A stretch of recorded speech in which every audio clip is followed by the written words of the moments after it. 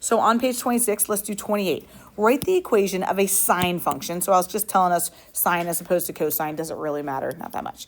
Okay, with the given information. Here we go. So I want our equation to look like this. What are the easiest ones to just throw right in there? Yeah, y equals 7, I agree. That amplitude stares us right in the face. Boom. And that vertical shift also just goes right in there. Where am I going to put that?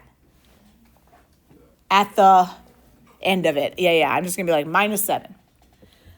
Thomas, could I have said a negative 7 right here? Is that amplitude still 7? Wouldn't you not want to do that, though? You could. I'm just saying you could. You don't have to, but you could. Because if this amplitude had a plus or a minus here, we would still say the amplitude is 7. Oh, especially with sine, I guess it doesn't matter. Well, you're right. It would change the look of the graph. I'm just saying if we put a negative here, the amplitude still would be 7. Like its requirements are still there. Yeah. So then to your point, we're going to say sine. And then we need blank theta plus blank. That's what we're looking for. We need a K and a C. To find the K, period is 2 pi over K. To find the C, phase shift is negative C over K. Which one do we have to find first? Yeah, we got to find period because that only has one variable.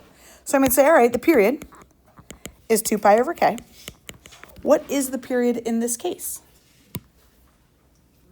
3 pi. So I'm going to say 3 pi is 2 pi over K. You could cross multiply that to get what? I'd get 3 pi K equals 2 pi. And then to get K by itself, we're going to divide by 3 pi. And then I agree, Labeo, my pi's are canceling out. And I'm left with K is 2/3. Beautiful. As soon as you get your K is 2/3, I'm going to throw that in my equation in front of my theta. Okay, the last thing that we got to get then is that phase shift. That deals with the C. The phase shift, I'm going to write myself a little reminder. Phase shift is negative C over K. And in this case, the phase shift was pi equals negative C over, what was my K one more time? 2/3. Then we could cross multiply, and this gets a little funky, but we can handle this. What would that cross multiply to be? 2/3 pi. Yeah, 2/3 pi equals negative C. And we just want C. Yeah, divide by negative 1, and we get negative 2/3 pi equals C. That's good, Mr. Reichert. So where I had a plus right here, I'm going to get rid of that plus sign, and I'm going to write minus 2/3 pi. Or you could always say plus negative 2/3 pi, whichever. I'm good either way. We'll say minus 2. How about 34? Write the equation. Ugh. This, in my opinion, is hard because nothing is spelled out for us. We got to go find all those pieces of information. So I first like to think, what do we think our vertical shift is? Because that's the first thing. What do you think our vertical shift is? Yeah, wouldn't you say this midline, they went down 1? This right here is that vertical shift. So when I'm writing the equation of a graph, I'm going to say, I know I got to end with minus 1 at the end. I don't even know if it's sine or cosine yet. It could honestly be either, depending on what form of the equation you want to write. What do you think my amplitude is if my vertical shift took us down 1? 2. I'm going to throw a 2 in front. I don't know if we're doing sine or cosine, but where might you want to start this graph?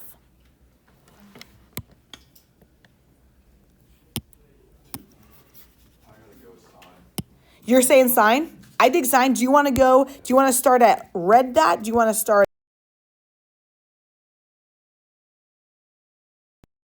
You could start at blue dot. I like what you said. Let's just start at red dot. It's right on that y-axis. We haven't shifted it at all. I think that'll make our lives the easiest. I'm down with that. So he said, let's start at red dot. And because that's at the new origin, this will be a sine graph. You cool with that?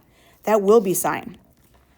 And then, Thomas, did I start by going up or down? Down. If I went by going down, what do I need to put in front of that 2? Negative. Very good. Boom. And then, you guys, it's always plus k theta plus c. And you're like, okay, I don't know what k is going to be. K deals with the period. If Thomas had to start at the red dot, when's the next time we'd get at that red dot?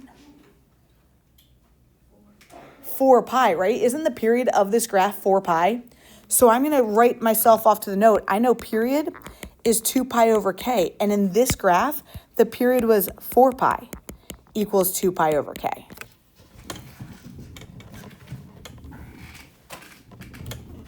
So then when we cross multiply that, we'd get 4 pi k equals 2 pi.